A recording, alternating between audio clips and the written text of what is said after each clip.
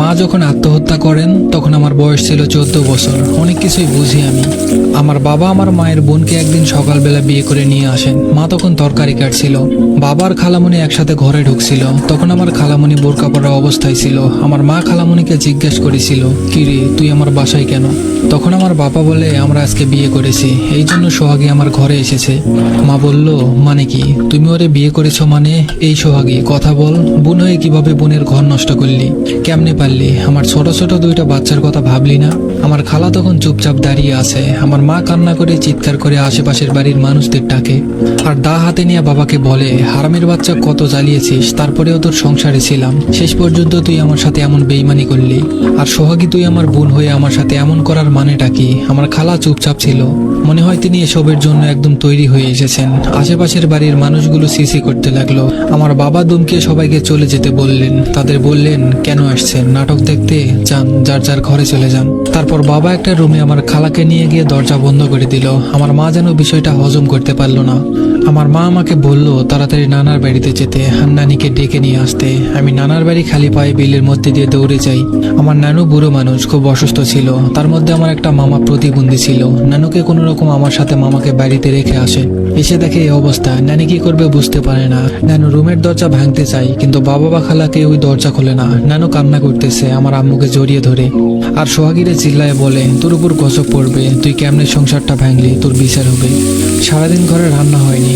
আমাকে আর ভাইকে পাশের বাড়ির এক কাকি ডেকে নিয়ে গিয়ে ভাত খাওয়ায়। মা সারাদিন উপসে ছিল।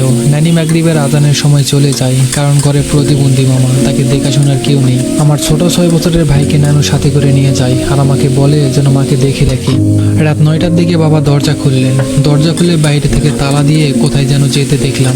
বাবা বাইর হওয়ার পর মা খালাকে দরজার এপাশ থেকে বললেন, কেমনে পারলি তুই এসব? নিজের জামাইয়ের ভাত খেতে তো পারিসনি, তাই বলে আমার সংসার ভাঙলি? অনেক গালিও দিল মা, কিন্তু খালা একদম চুপ হয়ে থাকলো। 20 মিনিট পর বাবা আসলো, হাতে খাবারের প্যাকেট। তারপর রুমে ঢুকে দরজা বন্ধ করে দিল।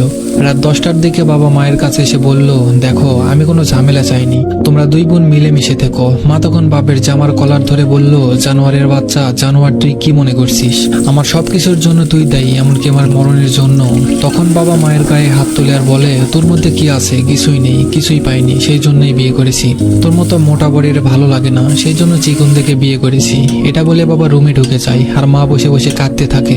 আমাদের ঘরে ঝামেলা অনেক আগে থেকেই। মার বাবার মধ্যে মিল ছিল না। আমার ছোট খালার ডিভোর্স হয় 3 বছর আগে। এরপর আরেকটা বিয়ে হয়, কিন্তু সংসার করতে পারেনি।